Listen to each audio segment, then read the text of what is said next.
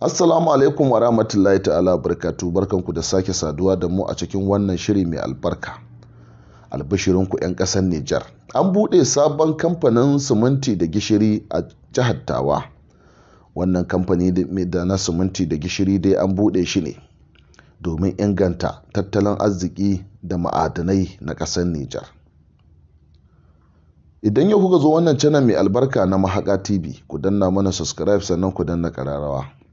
Shugaba Muhammadu Bazum a ci gaba da ayyukan alkhairi da yake a wannan ƙasa ta Nijar, ya duba yiwuwar ci gaba da haƙo ma'adanai domin sarrafa su domin ƙasar Nijar ta samu kuɗin shiga.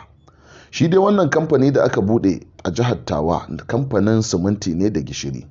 Wannan kamfani zai duƙufa ne domin ciyar da 'yan ƙasar gaba. Kuma a nasu ma'aikatan 'yan China sun ce idan aka ci gaba da sarrafa wannan kamfani na siminti, yana iya yin yawan da za a iya dinga sai da shi kasashen waje, su daina dogara da kawo musu siminti da ake daga kasashen ƙetare, wanda ba a yarda ma da ingancin wani simintin ba, ana iba ne kuma ana yin amfani da shi. Amma yanzu za a dinga sarrafa tuwo na mai na a ƙasar Nijar.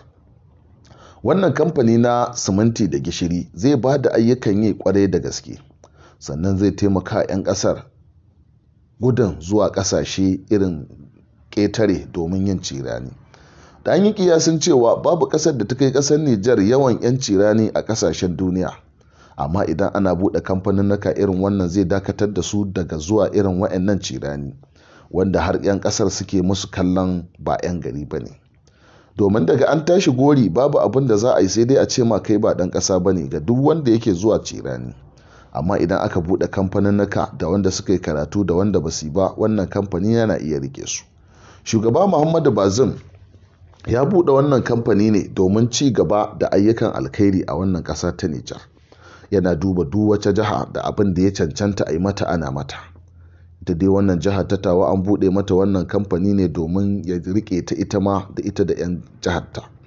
Duk da dai cewa ba iya 'yan jihar Tawa aka buɗe ba, daga sassa daban-daban inda a ƙasar Nijar kake kana iya zuwa kai amfani da wannan kamfani.